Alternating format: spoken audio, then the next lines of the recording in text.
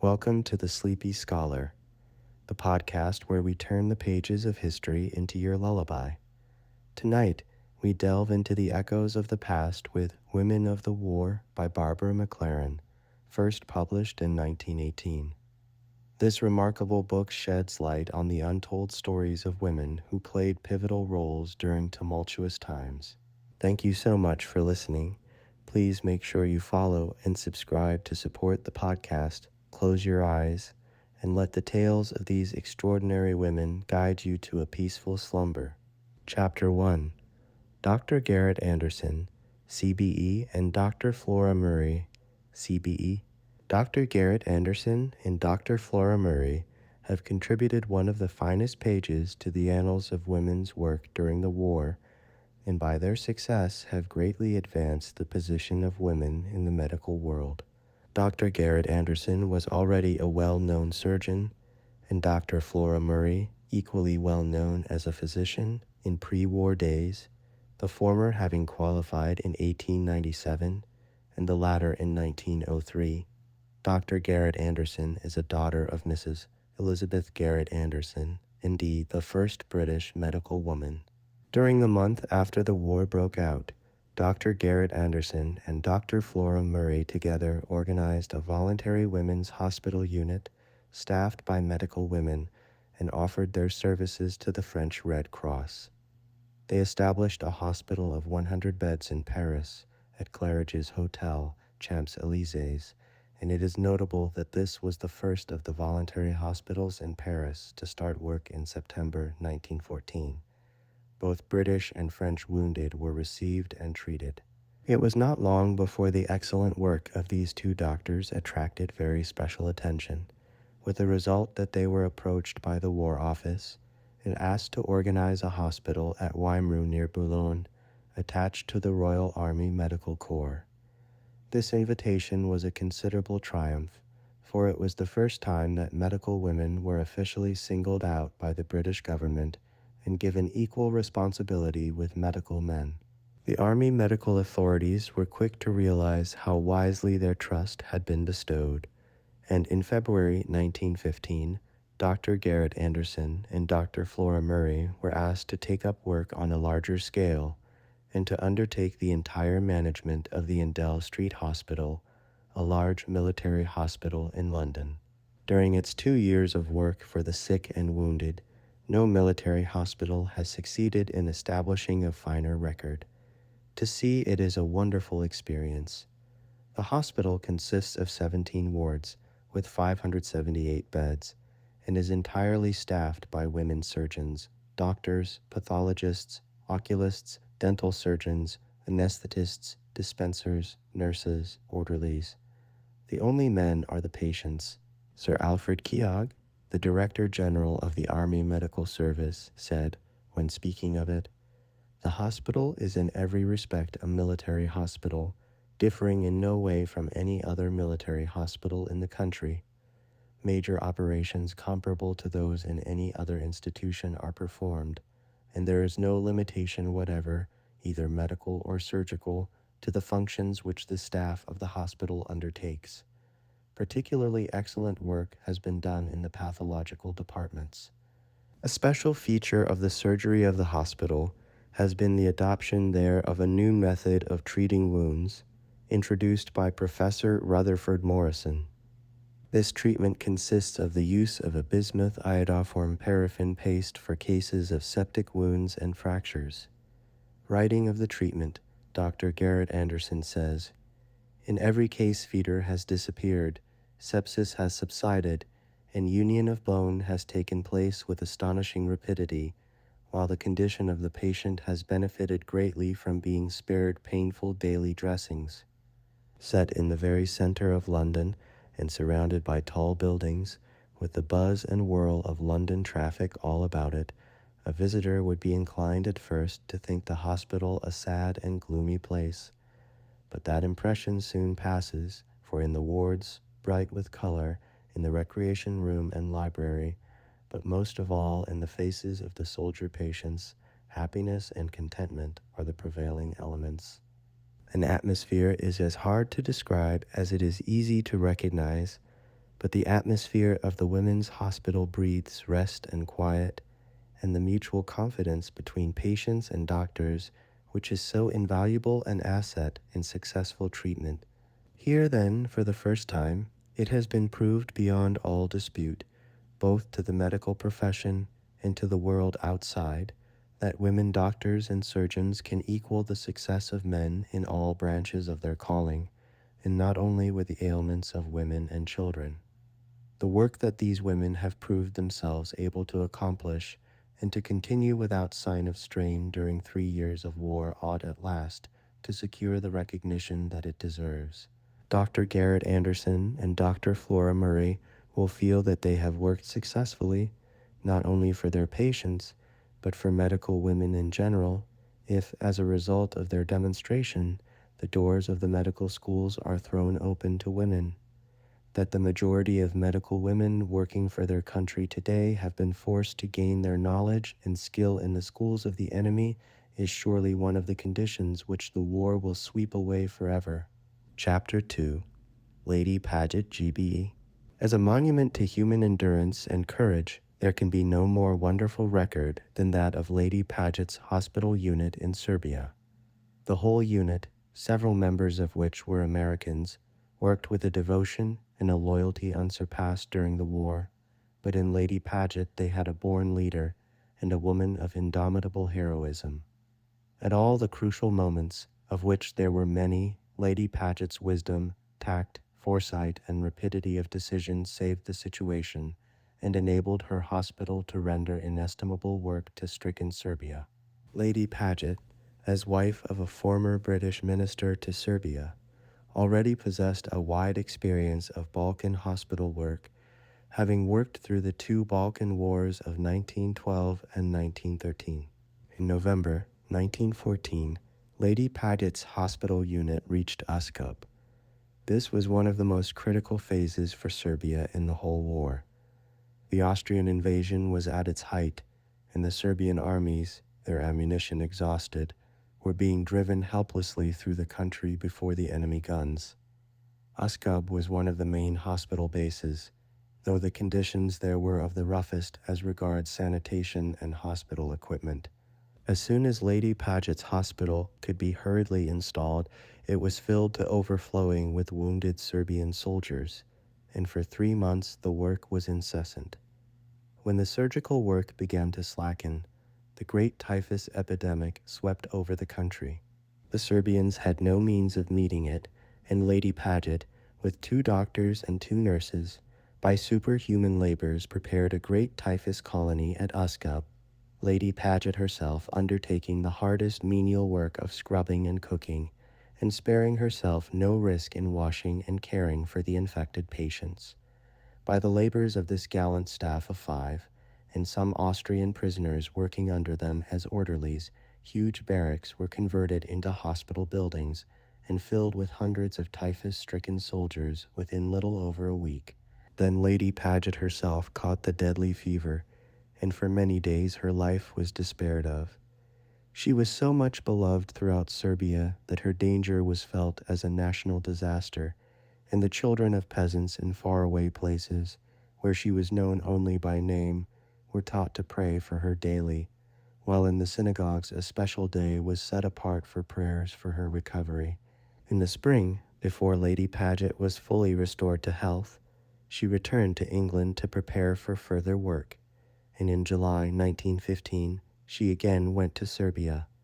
She returned to her previous headquarters at Uskub and reorganized her staff, and during August and September the hospital was continuously full. About the middle of October, the storm of invasion again broke over the unhappy little country, and while the German and Austrian armies swept down from the north, the Bulgarians poured in from the east. It was at this point that Lady Paget had one of her most momentous decisions to make. The Serbian population was flying before the oncoming tide of the enemy armies, one of the greatest tragedies in history, Lady Paget wrote. A nation was shattered, crushed, and driven forth into the wilderness to die of cold and hunger. But refusing to desert her Serbian patients, and in the hope of being able to save her large hospital stores for the help of the refugees, Lady Paget, with her staff, gallantly decided, in spite of strong opposition, to remain at Uskub and face the enemy. Describing this critical decision, a friend wrote of her, "Lady Paget's will was the only fixed point that night in the universal landslide around her. By setting her single will against the stampede, she turned back the flood of panic that was hurrying the wretched inhabitants of the town away to certain destruction. For the next day in Uskab, when it became known that the British mission was staying to look after the wounded, it went far to reassure the people, and hundreds who would otherwise have gone to their death in the icy mountains of Albania remained in the shelter of their homes." With the coming of the Bulgarians on October 22nd began a long and difficult period. Until the middle of February 1916, the hospital unit remained at Uskab, prisoners in the enemy's hands. But owing to Lady Paget's tact and resource, they were able to carry on work of inestimable value, not only in nursing many hundred wounded, both Serbian, Bulgarian, and Austrian, but also in feeding and clothing thousands of Serbian refugees. Through the worst weeks of winter, between 3,000 and 4,000 were fed and clothed daily, and from first to last over 70,000 were relieved entirely from Lady Paget's stores. It is a remarkable tribute to her personality that the enemy, though not too plentifully equipped themselves, should yet have allowed her to retain possession of this large quantity of stores, trusting as they did to her scrupulous sense of fairness and straight dealing. By February 1916, Lady Paget and her workers had done all in their power for Serbia. By this time, the refugees had been either interned or sent to their homes. The hospital had been evacuated of patients, the staff was worn out with hard work, and the stores were exhausted. After difficult negotiations, Lady Paget obtained permission to leave and was able to return with her unit to England.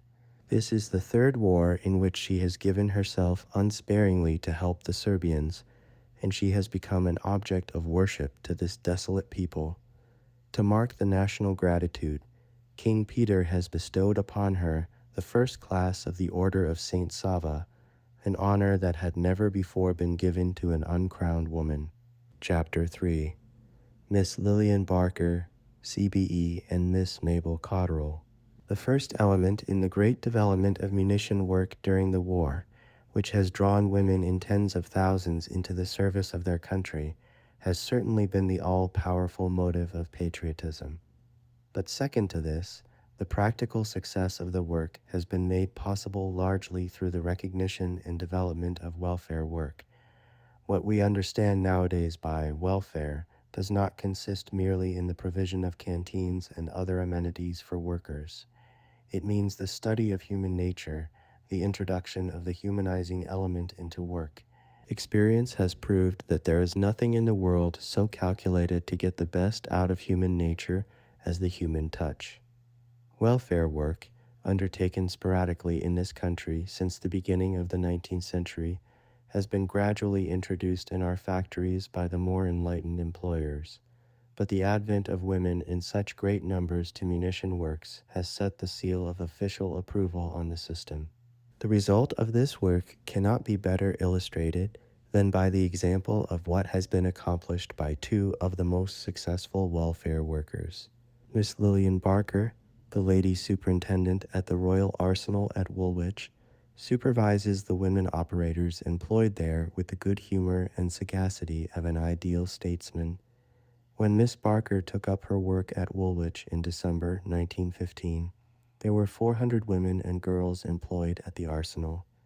Today, there are over 25,000, every one of whom has been personally engaged by this superwoman of Woolwich. Round Miss Barker's office, there gathers a constant throng of workers, and it is one of her tasks, with the assistants whom she has trained, to straighten out their difficulties, to inquire into their grievances, and to act if need be as mediator with their superior officers.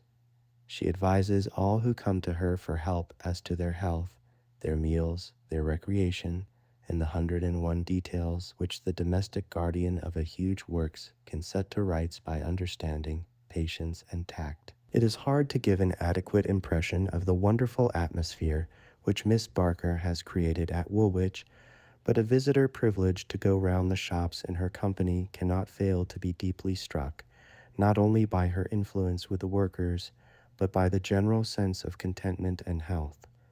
As one approaches a shop, one hears the girls singing at their work, a sure sign of happiness. When Miss Barker enters, their faces light up, gay greetings pass, and one feels instinctively the confidence and mutual trust with which she has inspired her great family. Miss Barker makes frequent tours round the women's shops.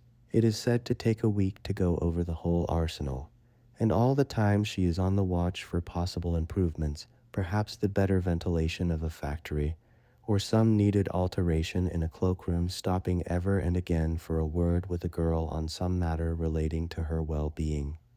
It is rare to see a sickly face, even among the workers in the danger zone, and visitors are struck by the high proportion of good looks, even of beauty. The workers are drawn from every grade of society, but the democracy of the overall and cap levels all distinctions. Recently, much trouble was experienced by the arsenal management owing to bad timekeeping in the shops. Able to earn considerable sums of money by working only 3 or 4 days weekly, the girls were apt to stay away for the rest of the week. Miss Barker was approached and asked to take over the responsibility for the timekeeping, never before part of her work, and the results were astonishing. "If you leave 200 fuse rings incomplete," she would say, in making personal appeals to small groups of girls, "they delay 200 fuses. 200 fuses delay 200 shells from being sent out to the front. Think what 200 shells might mean to Tommy in a tight corner." Miss Barker knows the wisdom of instilling into each worker the sense of her personal responsibility, and under her inspiration, the timekeeping difficulty is no longer an acute problem. Miss Mabel Cotterill is another welfare worker who has accomplished a stupendous task.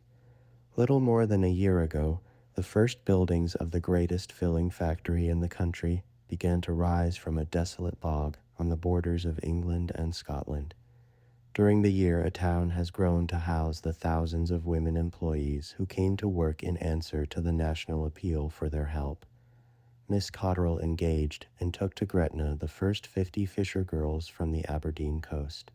"I had one assistant in those days," Miss Cotterill recalls, "and we met the newcomers at the countryside station and took them over the fields to the hostel and the bungalow which had been furnished for their use. It was well they came first in the summer days, for there were then no proper roads, no lights, no shops, no halls or clubrooms, while at the factory the canteens were not ready for use. However, it was warm and sunny, and there were flowers and the birds sang. The girls carried sandwich lunches with them, had a good meat meal on returning to the hostel, and a pleasant country walk in the evening. Today there are 64 hostels and 30 bungalows at Gretna, and Miss Cotterill has an army of assistants, clerks, matrons, and factory supervisors. The former wilderness is now inhabited by a well-housed community, organized in all details with a thoroughness and practical care which speak volumes for the genius of its moving spirit. When the workers came to inhabit the convenient and attractive homes prepared for them, they found that equally enlightened plans had been formulated for their welfare. Miss Cotterill has kept careful watch of the leisure hours of those under her charge, and she has seen that every opportunity for rest, recreation, and improvement is open to them, and facilities for reading, writing, playing games, and attending classes. Periodic entertainments are given sometimes by the Gretna Ramblers, a troupe of munition girls who have been trained in singing, dancing, and recitation. The added responsibility of having the girls entirely resident, as at Gretna, entails serious problems. The whole work of catering and the domestic arrangements of the hostels fall on the welfare department. Another of its duties is to file the record of every girl in the factory and the procedure for discharges, leave of absence, transfers, or sick leave, all passes through this department, a considerable task when, at the rate at which the factory is increasing, as many as 200 new girls arrive in one day. Inevitably, difficulties of administration are not unknown, even in a model community. There has been occasional shortage of furniture, dampness of new houses, or girl workers unaccustomed to discipline who decline to obey orders. But difficulties seem to vanish under Miss Cotterell's experienced touch. Her wise administration is already responsible for a marked improvement, not only in health and physique, which good food, clean housing, and regular employment have brought to the workers. Her influence is also noticeable in a greater regard for truth, honesty, and duty. This outcome of women's munition work will mean much in the future developments of their industrial life. Women like Miss Barker and Miss Cotterell, in attempting a great achievement, have accomplished an immeasurable one. Chapter 4, Miss C. E. Matheson and the Village Land Workers. Early in 1915, when recruiting for the Army was beginning to draw men away from agriculture as from all other work, a first effort was made to substitute women for men on the land. Although she knew nothing of agriculture or the management of livestock, and was unaccustomed to hard manual work, Miss Matheson determined to offer herself as one of the pioneers. Before the war, she was known in a very different sphere, for as a promising authoress of the younger school, she had already attracted wide popularity. On volunteering, Miss Matheson was sent for a 4 weeks agricultural training course to a farm institute to learn to milk, to make butter, to harness and drive a team, to clean, dress, and prepare land, to plant and hoe, to clean stables and cow houses, to feed cattle, to disregard backaches, weariness, and blistered hands, and to live a new, hard life. After this breaking in, she went to a Wiltshire dairy farmer who possessed 40 to 50 cows in milk. He was prejudiced against women workers, and Miss Matheson's first day was not a happy one. Writing of it afterwards, she said, "I arrived on a Saturday. On Sunday morning I assisted with a milking, and found I was expected to milk at least 8 or 10 animals. My 4 weeks' training had simply taught me how there had been little time for practicing new accomplishments. Consequently, my employer told me he would not require me after the end of the week. This announcement was a shock and exceedingly discouraging. However, I toiled through that week, and at the end of it was asked to stay. Soon I was milking from 8 to 15 cows twice a day, had full charge of the churns and pails, took the milk to the station to meet the London train, looked after the poultry, and helped on the land harvesting, threshing, spreading manure, etc. Of course, such work meant rising at 5, and by the time Miss Matheson returned from her evening drive to the station, it was nearly 7, but the station drive was, she said, a pleasurable duty, for the sight of the London train reminded me that I still lived in the world. Miss Matheson spent 7 months on the Wiltshire farm, and the farmer on her departure paid her the compliment of engaging 3 girls to assist him.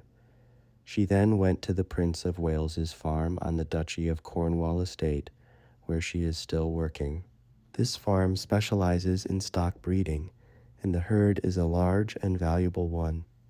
With cows to milk, calves to rear, bulls to groom and exercise, food to prepare, bedding to change, the work is perpetual, for there are only 3 workers to tend the animals, and people in charge of stock must work 7 days a week. During the winter, the cattle claim all the time and attention, but in the summer, Miss Matheson manages to help on the land in addition. When autumn came, Miss Matheson's employers at the Duchy farm began to wonder if she would be able to stand the winter work, but she hastened unhesitatingly to reassure them. The work certainly needs pluck and endurance, both physical and mental. The handling of bulls, for instance, demands no small amount of nerve. "I have had 1 or 2 adventures with the bulls," wrote Miss Matheson to a friend, "and though I must confess I tremble at times, I managed to hold my own. Of course, I could get help if I asked for it, but I do dislike asking. It gives one such an only a girl sort of feeling, and then again, I am always afraid to let anyone know that sometimes I am afraid.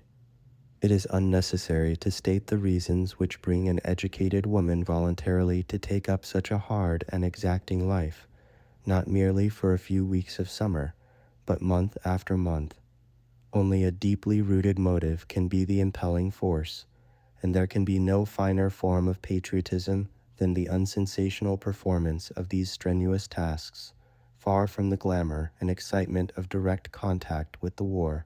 Not only in the fruits of her own labor, but by the force of her example, as one of the pioneers along a new road for women, Miss Matheson is performing as fine a war service as any Englishwoman today.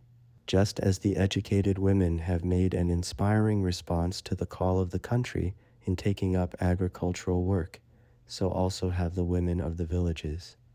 In many country districts, they have always been accustomed to work on the land, but today thousands who never worked before have come forward to give the most concrete proof of their patriotism. They are rightly proud to be entitled to wear the green government armlet, given for 30 days' work or 240 hours. The most recent development of women's land work is their employment on timber felling and bark stripping, and though this is a completely new industry for women and has not so far been taken up on a general scale, the results of the first experiments are full of promise.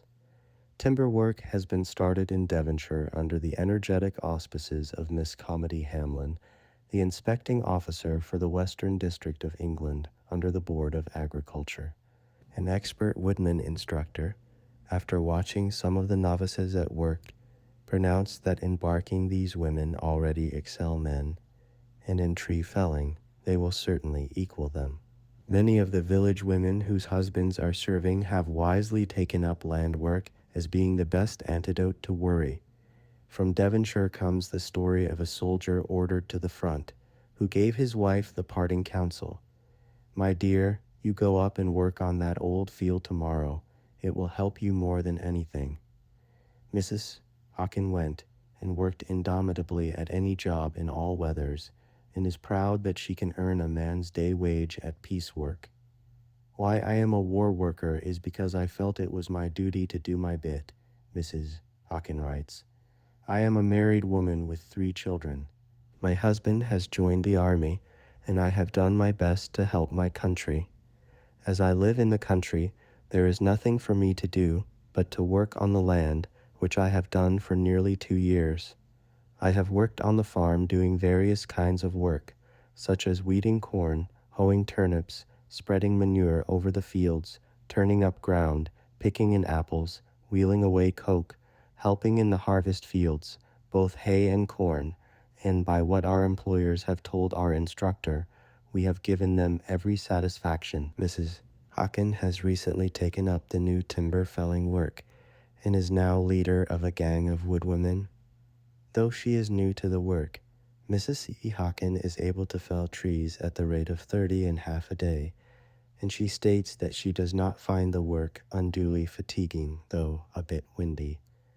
An agricultural demonstration by women, held recently in Surrey under the auspices of the Board of Agriculture, provided striking examples of the excellence of women's agricultural work. 120 women took part, the majority of whom have started the work since the war. They entered for competitions in plowing, harrowing, milking, management of calves and horses, hoeing corn, hand weeding, etc. In spite of the difficulties occasioned by bad weather and having to work with strange animals under unfamiliar conditions, the women succeeded in making a deep impression on the farmers who came to watch their efforts. The sensation of the afternoon was caused in the milking competition when the first prize was won by Miss M. Souter, aged 10, who obtained a total of 95 points out of a possible 100. Experimental demonstrations of this kind will do much to solve one of the greatest difficulties in the employment of women, namely, the conversion of the farmers. but most of those who have given the women a chance have not had cause to regret it. When the farmers recognize the motive behind the women's work and are willing not only to employ them, but to treat them generously, it is certain that both farmers and women, working together under the same influence of patriotism, are bound to achieve results of which both may be proud. Chapter 5. Dr. Elsie Inglis. To Miss Inglis, MB.C.M. belongs the honor of originating the Scottish Women's Hospitals, one of the noblest efforts achieved by women in the war. As a medical woman, Dr. Inglis, who qualified in 1892, has specialized in surgery, and for many years she has held the posts of surgeon and gynecologist to the Edinburgh Hospital and Dispensary for Women and Children, and lecturer to the School of Medicine in Edinburgh. At the outbreak of war, Dr. Inglis felt that the medical services of women should be organized for the country, and she originated the idea of forming the Scottish Women's Hospital Units for War Service, staffed entirely by women. The idea was carried out through the organization of the Scottish Federation of Women's Suffrage Societies. In the early months, the War Office, though since converted, refused to accept women's hospitals, so Dr. Inglis and her committee offered their services to the Allies. Their record of work is truly wonderful and presents an outstanding example of women's industry and administrative ability. Hospitals have been established and maintained in France, Serbia, Corsica, Salonika, Romania, and Russia, and the work has been entirely supported by the funds which the organization has raised, mainly through the branches of the National Union of Women's Suffrage Societies throughout Great Britain. Dr. Inglis has been throughout the leading spirit and has displayed extraordinary initiative. After spending the first months of the war in starting the work at headquarters, she went to Serbia in 1915 to act as commissioner to the Scottish Women's Hospitals established there.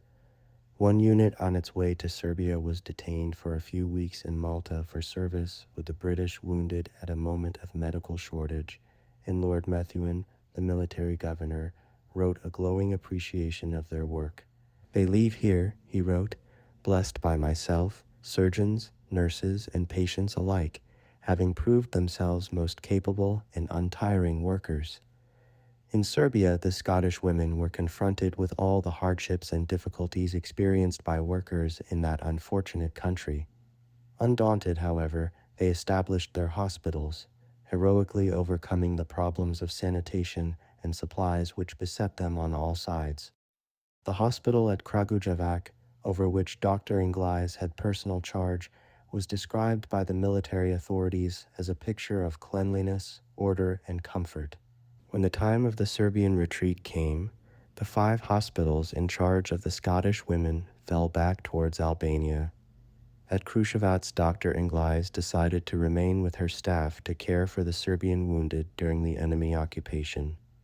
Another unit under Dr. Alice Hutchinson also stayed and was taken prisoner, while the remaining staffs accompanied the retreating armies across the mountains. These months at Kruševac were a strange mixture of sorrow and happiness, Dr. Inglis wrote afterwards. There was a curious exhilaration in working for those grateful, patient men, yet the unhappiness in the Serbian houses and the physical wretchedness of those cold, hungry prisoners lay always like a dead weight on our spirits. By February 1916, the hospital was emptied and the staff sent as prisoners to Vienna. After enduring many discomforts, they were eventually released through the good offices of the American Embassy and enabled to return to England, where their friends had heard no word of them during 4 months. When the veil was at last lifted, it showed Dr. Inglis coming out of all the stress and suffering the first woman to wear the decoration of the White Eagle, given to her by the Serbian government in recognition of her services. Other members of her unit received the Order of Saint Sava.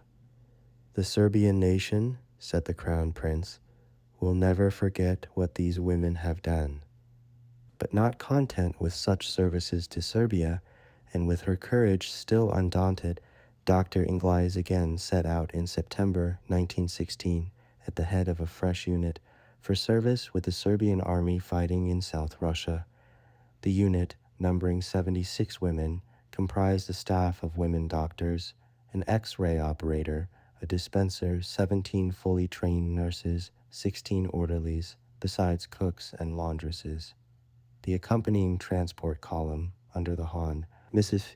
Haverfield, consisted of 8 ambulances, 2 kitchen cars, a repair car, 4 lorries, and 3 touring cars, with a large staff of women chauffeurs and cooks. The unit landed at Archangel and traveled across Russia to Odessa, where the workers met with a rousing reception. They then proceeded to join the Serbian division to which they were attached in the Dobruja, and another splendid chapter of Scottish women's hospital work was opened. A base hospital was started at Medgidia in Romania, with a field station nearer to the front. But after about a fortnight's work, the inevitable evacuation was ordered before the Bulgarian advance, and the unit retreated with the army. Of this first hospital in Romania, Dr. Inglis writes, "The day after the unit arrived at Medgidia, where the whole 75 were obliged to camp in one big room, wounded began to pour in and ambulances to ply between there and the firing line. There were no roads, just tracks across endless plains." Of the field station, Dr. Inglis says, "The destination was a place smoking from shells and filled with a sense of destruction and desolation impossible to describe. The Scottish women set up a camp nearby and were attached to the Serbian field hospital. Airplanes bombed them daily, and on one occasion the ambulance suffered a heavy bombardment. When the orders came to move, the transport went through 5 appalling days of labor, which can be understood only by people who have done cross-country tracks in roadless countries. The scenes were indescribable of confusion, terror, misery, of blocks of carts, troops, pigs, women, children, lame horses, and exhausted animals of all sorts. The refugees were throwing out things to lighten their carts, and the Scottish women got out and picked them up to use for their own kitchen." Dr. Inglis and the hospital party, on evacuating Medgidia, managed to secure what is known as a sanitary train, a long train of horse wagons, very different from an ambulance train, and they had to do their best for the crowd of wounded on board. Eventually, Dr. Inglis reached Brela, where she was able to render valuable help to a large number of Romanian wounded who were very short of medical assistance. Some members of the unit have since returned to England, but Dr. Inglis is still in Romania. She is temporarily working for the Russian army, pending the reformation of the Serbian divisions, to which she will return. The general in command of the Russian Red Cross on the Romanian front, Prince Dolgorakov, has conferred the Medal of St. George on all the members of the unit, now at Reni, who have worked under fire. Wherever the odds against the Allies seem overwhelming, there one may be nearly sure of finding a unit of the Scottish women's hospitals working for the wounded, writes an admirer of their work. You do not find them in the well-equipped hospitals surrounded by every modern appliance, with crowds of men orderlies to carry out the heavy work, but rather in back blocks of the war, as one may say, fighting a desperate battle of their own against dirt, disease, and wounds, and winning back precious lives of men whose language is in many cases unknown to them.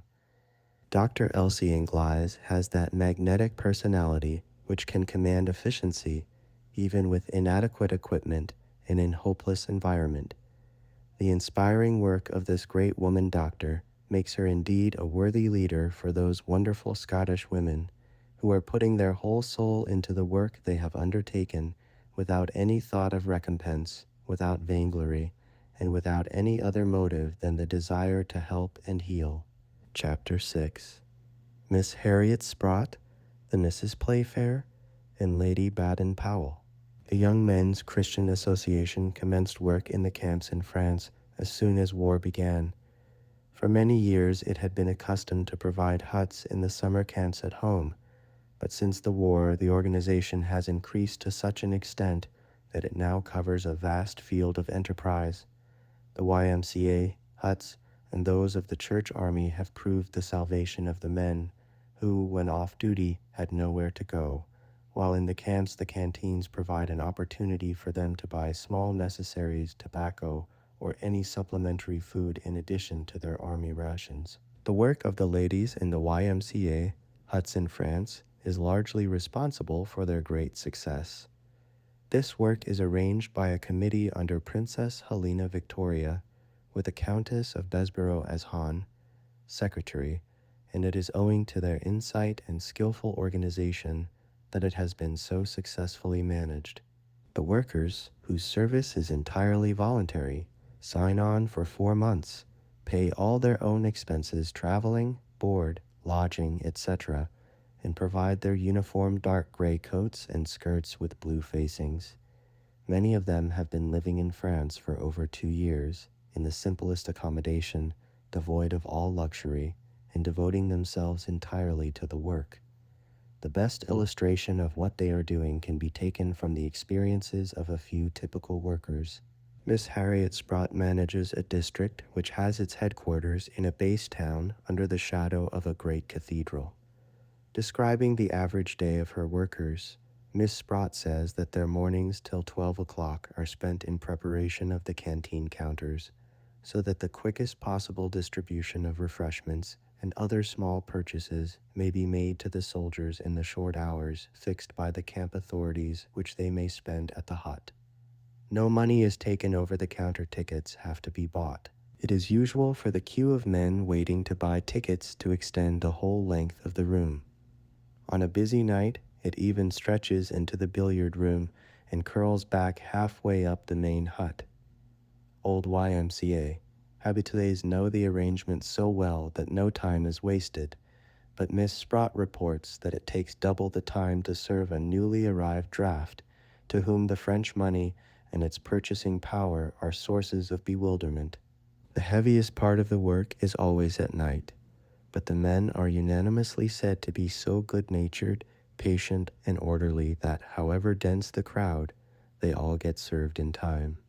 When the hut closes, the workers may be justified in feeling that valuable work has been accomplished and the night's rest well earned. In every hut, there is a small library counter where postcards are sold, notepaper is given out, books or games are lent, and games of billiards are arranged, a bell being rung every 20 minutes to mark the close of each game.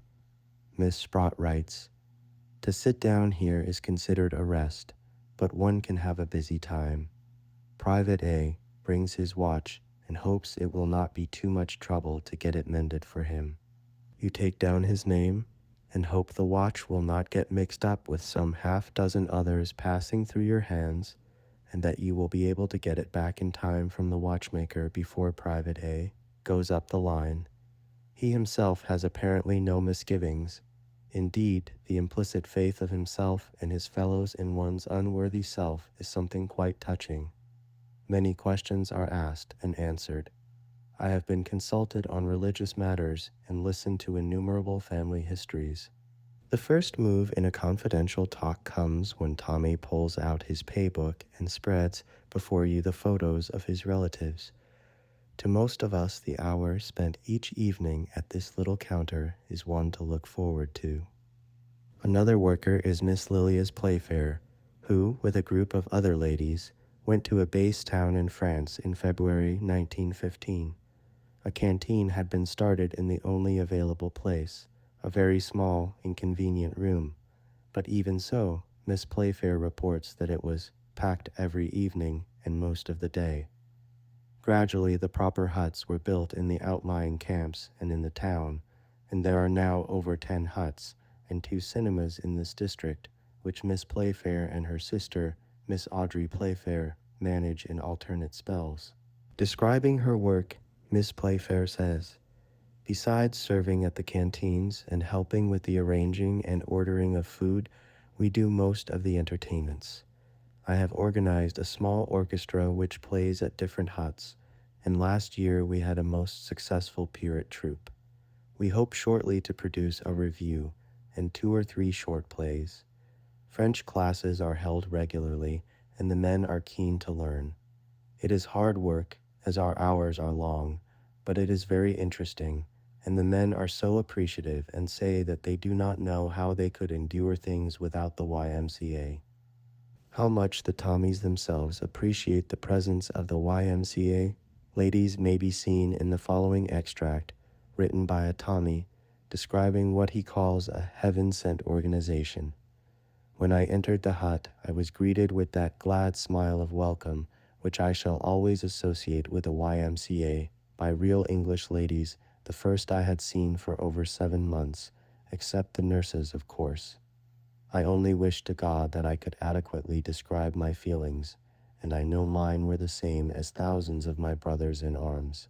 It seemed to me that, amidst all the awful turmoil and din, with the horrors of the retreat and the first battle for Ypres imperishably photographed on my memory, I had found a haven of rest.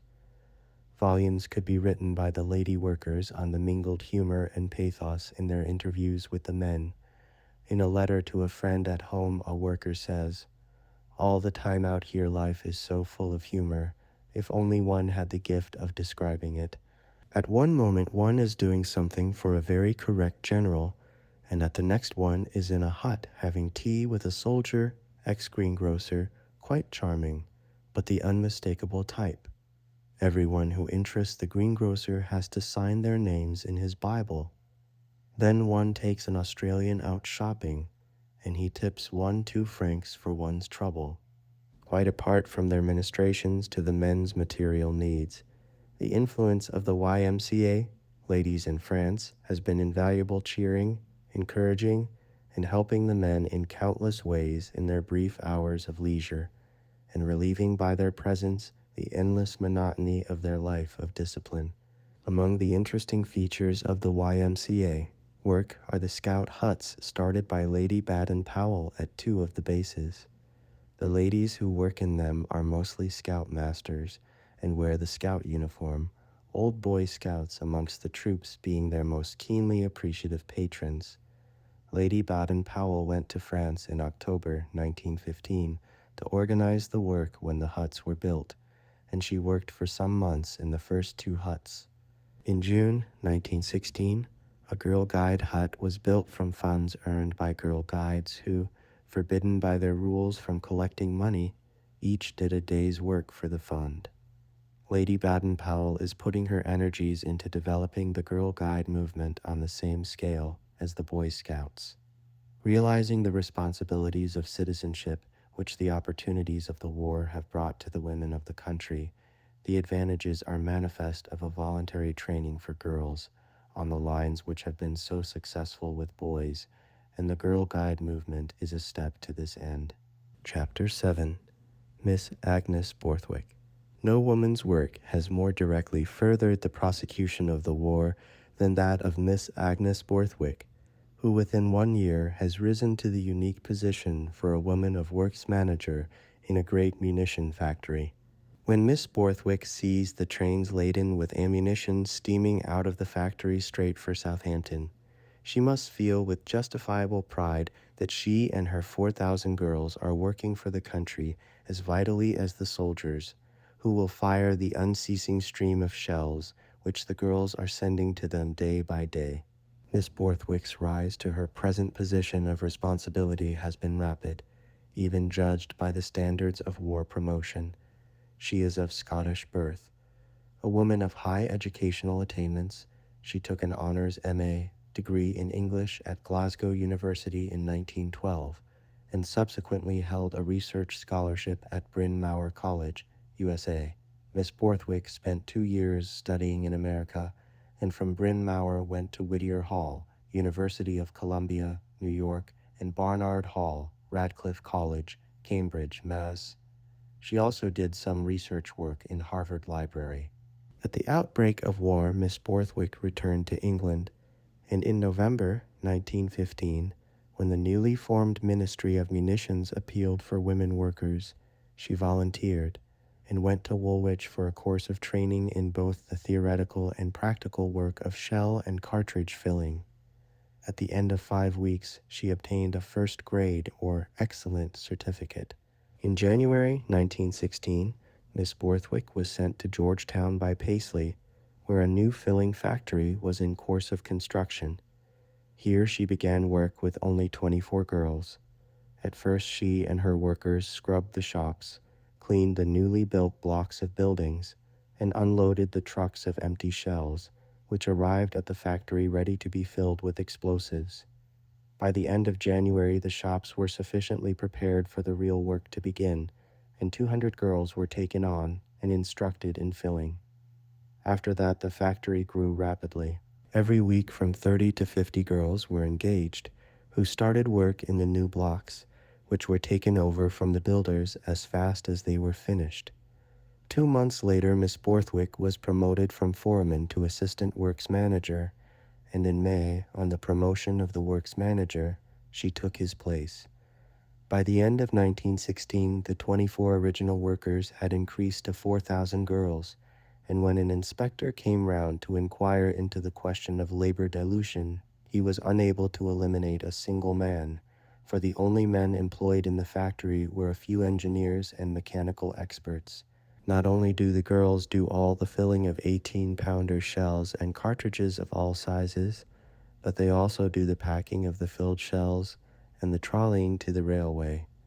The medical and nursing staff, the police patrol, the fire patrol, and the canteen workers are all women. Work never ceases night and day. The girls work in shifts of 8 3/4 hours. There are now 130 shops, and the factory covers such a large acreage that its boundary is about 5 miles round. Above everything else, it must not be forgotten that the entire work of this factory is what is called danger work.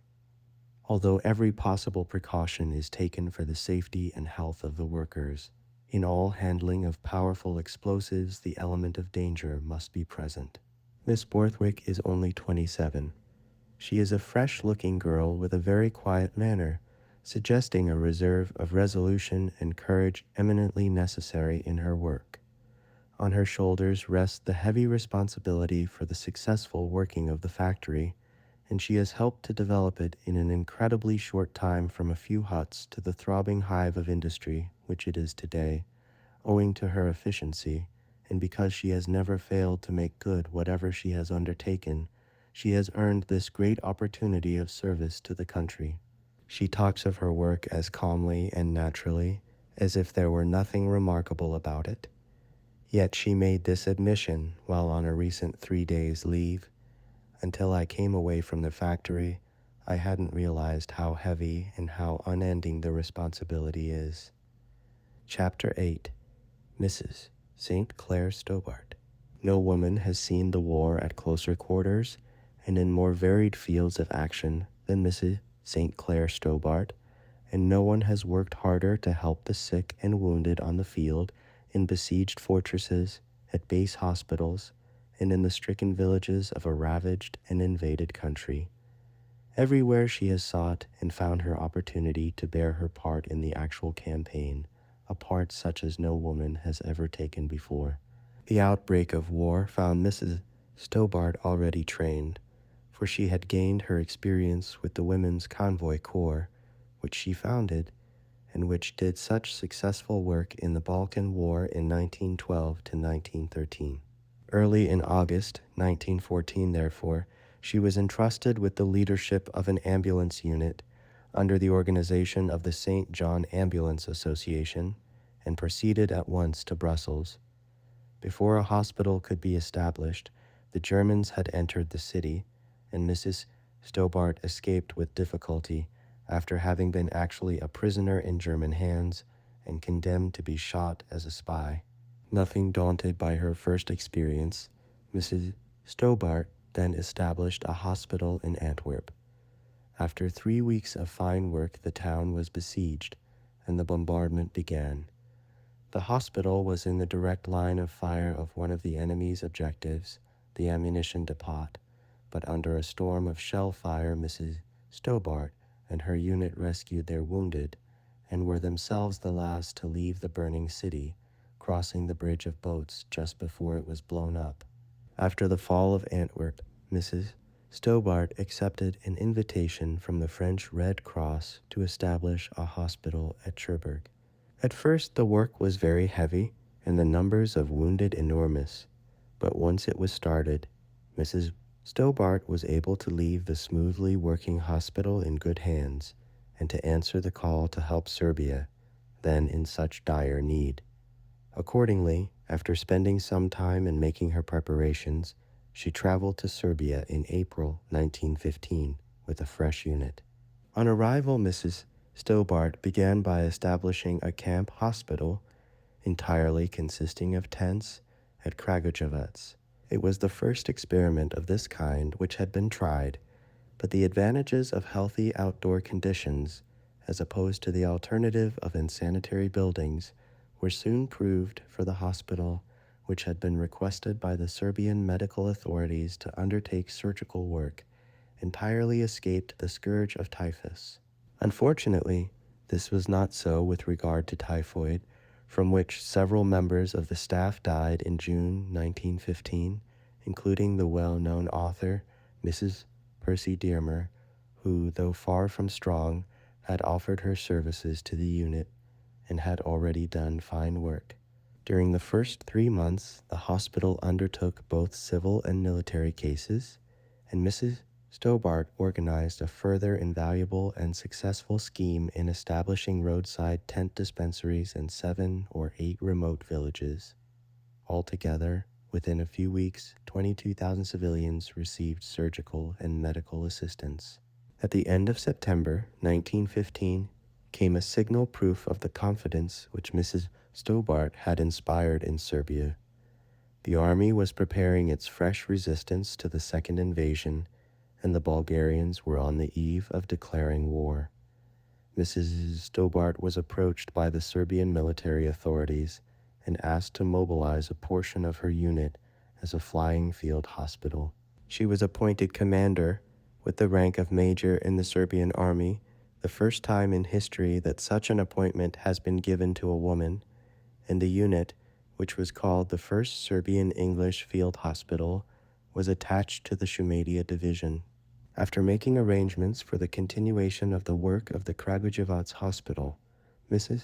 Stobart chose for the ambulance column a dozen of her English women doctors and nurses, motor ambulance drivers, a cook, orderlies, interpreters, and about 60 Serbian soldiers. On October 1, the column started for the Bulgarian front, traveling by train through Niš to Pirat. But after a few days of trekking in that direction, the column was ordered to move north with the division to within a few miles of Belgrade on the Danube front to face the stronger enemy, the Germans and the Austrians. On October 14, the hospital camp was pitched within sound of the guns, and the first batches of wounded were received. But the stand of the Serbian army was destined to be a short one. 2 days later, orders came to move southwards, and the first stage began of the Great Retreat, which was to continue steadily for 3 months.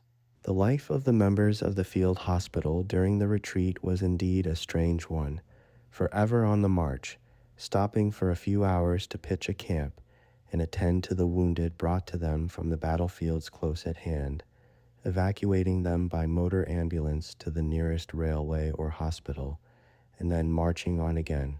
Throughout the retreat, Mrs. Stobart rode at the head of her column night and day, selecting every inch of their road, struggling for a place for them in the endless procession of the straggling host that beset the mud-sodden roads and slippery mountain paths, obtaining food for them and their horses with infinite difficulty in the deserted villages through which the column passed. Forced to snatch odd hours of sleep when and where they could, always fully dressed, and prepared for the orders to march at any moment, they often narrowly escaped capture. The sound of the enemy guns was ever in their ears, the invading armies always at their heels. Mrs. Stobart truly proved herself a leader in fact as well as in name, for no trained commander of troops could have shown a higher courage or faced emergencies with a more decided energy than this Englishwoman. It was a cruel day for the hospital column when, at the end of a terrible forced march, during which Mrs. Stobart was 81 hours in the saddle, the motor ambulance and the hospital equipment had at last to be destroyed and abandoned at the foot of the Montenegrin mountains, through which Mrs. Stobart then led her skeleton column on foot. The horrors of the retreat increased every day, but the only way to safety had to be faced, though it lay over trackless mountains 8,000 feet high, through snow, ice, unbroken forests, and bridgeless rivers. It was then midwinter. Men and animals died by the roadside in hundreds from starvation and exposure. Writing of the retreat afterwards, Mrs. Stobart said, "Continued cold, exhaustion from forced marches, and increasing lack of food made the track a shambles. Men by the hundred lay dead, dead from cold and hunger, by the roadside, and no one could stop to bury them. But worse still, men lay dying by the roadside, dying from cold and hunger, and no one could stay to tend them. The whole scene was a combination of mental and physical misery, difficult to describe in words. No one knows, nor ever will know accurately, how many people perished, but it is believed that not less than 10,000 human beings lie sepulchred in those mountains." At last, on December 20, Mrs. C. Stobart had the triumph of leading her weary but courageous column into Scutari in Albania, without the loss of a single one of its members, the only commander who succeeded in bringing a column intact through the retreat. The chief officer of the Serbian medical staff expressed true sentiments when he wrote to Mrs. Stobart, "You have made everybody believe that a woman can overcome and endure all the war difficulties. You can be sure, esteemed madam, that you have won the sympathies of the whole of Serbia."